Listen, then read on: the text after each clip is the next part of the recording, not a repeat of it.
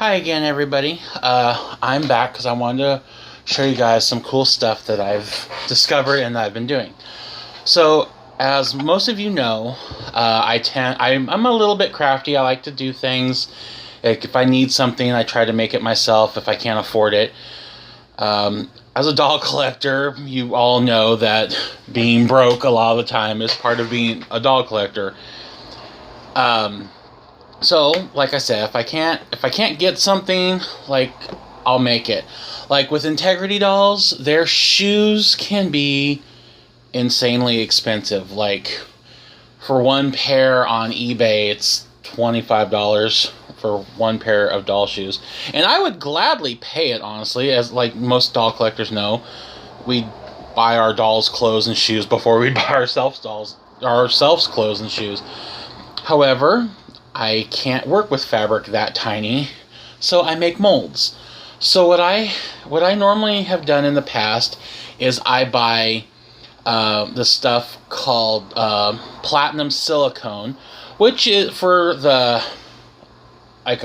what is it? I think it's like a pint of each one for the package for the part A and part B. It's usually about $45 plus shipping. Expensive, and you can usually make, depending on the size of the stuff you're making, anywhere between 1 to 4 molds depending on the size. And I have found at Michael's, I found this stuff called Amazing Remelt. It retailed for $34.99. It's food grade, non-toxic. The beauty of this stuff is you can heat it in your microwave or a double boiler. It says, you can have to heat it up to 140 Fahrenheit in an oven, microwave, or a double boiler. Overheating mixture will create unwanted air bubbles, which is true. It's trial and error. However, what this stuff is you want to make a mold, right?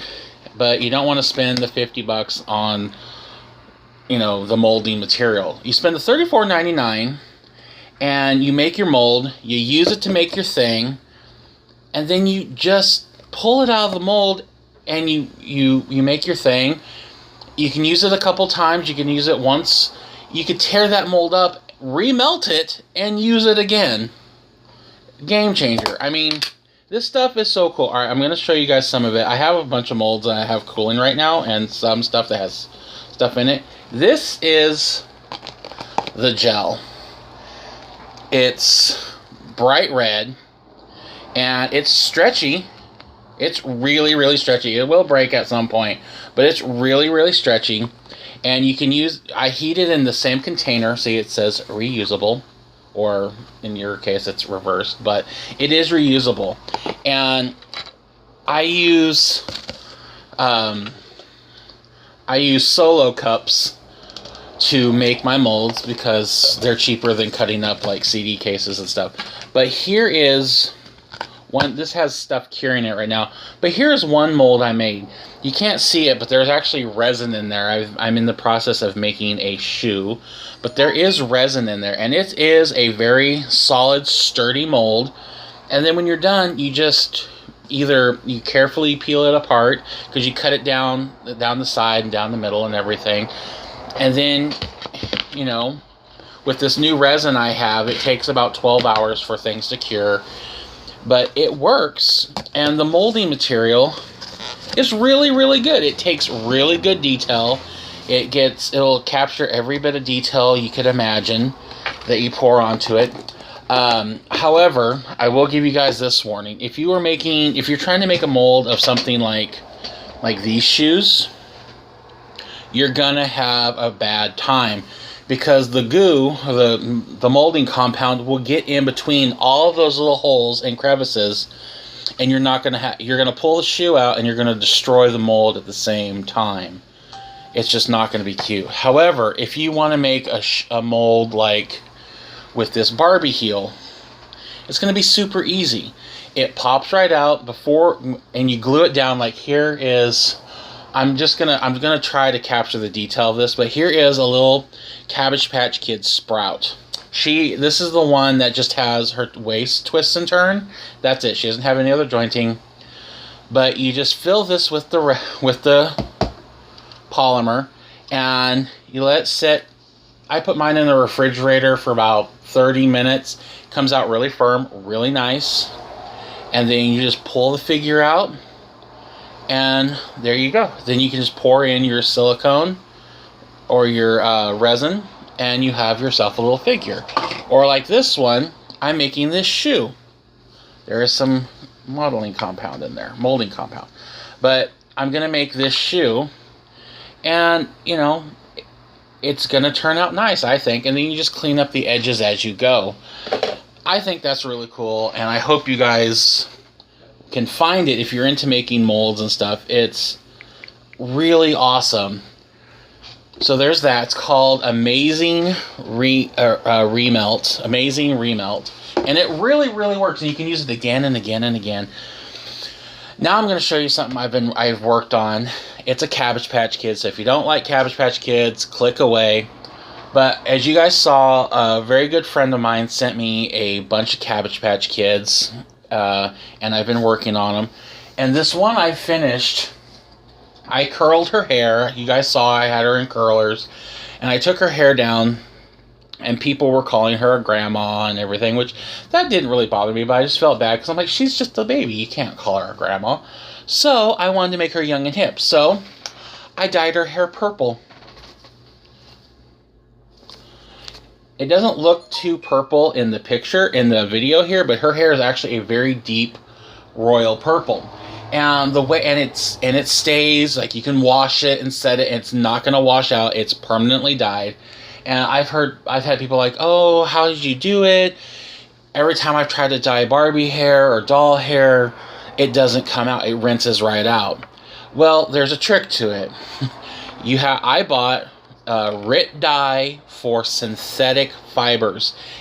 Normal RIT dye is a powder, and it comes in a little box that just says RIT dye for cottons and stuff like that. But the RIT dye for synthetic fibers comes in a larger plastic bottle that says that, and it's kind of shaped like this. I don't have the bottle anymore because I've thrown it out. But it's called RIT dye. RIT for synthetics, and it says for synthetic fibers like polyester, a bunch of other things. I think I have a picture of it, but it's amazing stuff. And you just let I had to hold her in the pot. You have to heat your water to, I believe it was 130 degrees, which will not melt her hair or anything like that. Here it is. It's called RIT Dye More. And it says synthetic right across the bottom. And I got in royal purple.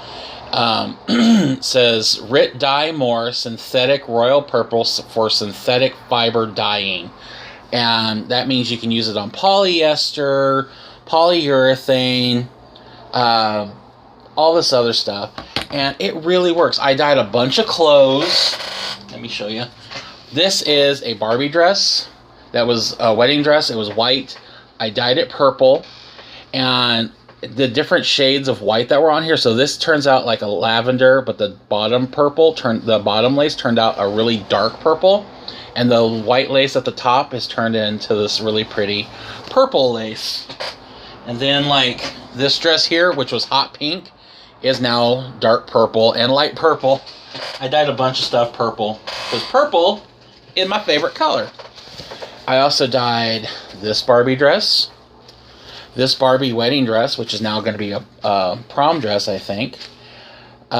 This dress here, this formal gown, this really pretty formal gown that used to be a floral print, believe it or not, which is now black over purple. And then this Barbie princess dress, I think this is from a Sleeping Beauty doll. I dyed, it was blue. And now it shows up sort of like a steel blue, but it's actually a very dark lavender with black trim. It looks so pretty. And then what you do is you let the fabric soak in the water, in the dye water, for about, it says for 30 minutes. I let everything sit for an hour. I let the Cabbage Patch Kid hair, I soaked that in the water for about 15 minutes and then washed it all out. With the clothes, I let it sit for a good hour, and then I dumped the whole thing out, and then I rinsed everything till the water ran clear. But it's not safe yet for your dolls. If you put it on a doll after that, you are going to stain your doll. What you do then is you get your clothes, you throw them in a washing machine with nothing else, throw it in the washing machine, turn the temperature of the water up to hot, put them in, put in your normal laundry soap and fabric softener, and then a tablespoon of salt. And that will lock in the dye, and then you throw it in the dryer. I washed mine. I think I washed the outfits just to be safe. I washed them 2 or 3 times, and then I threw a white towel in, a white dish towel in with them on the third time. I threw in a white towel, like hand towel, to see if any color would bleed off of it. No, there was no bleeding. And it worked amazing. And then I just threw them in the dryer, and then I ironed everything out, and I haven't had any problems yet. The Cabbage Patch Girl, I didn't let the dye hit anywhere around her bangs right here or around the back of her head. It didn't bleed into her scalp, so she didn't stain her scalp. If you get your doll with the dye, like if you have a vintage Barbie or just if you have any Barbie, or any vinyl or plastic doll, and you put their body into this fabric dye, this synthetic fabric dye, you will dye and stain your doll. If that's your thing, if that's what you want, that's going to be a cool looking doll. She's going to be kind of like a space alien, but you can stain and ruin your doll if you're not meaning to. So be careful. Yeah, I just wanted to share that with you guys. I hope everyone has a wonderful weekend. I love you all. I really hope you guys liked my my new U-Doll box review I did a little while ago. I hope you enjoyed this video, and I hope you can go out and do some fun little crafting for yourself, make something fun, and I will talk to you guys later. Bye.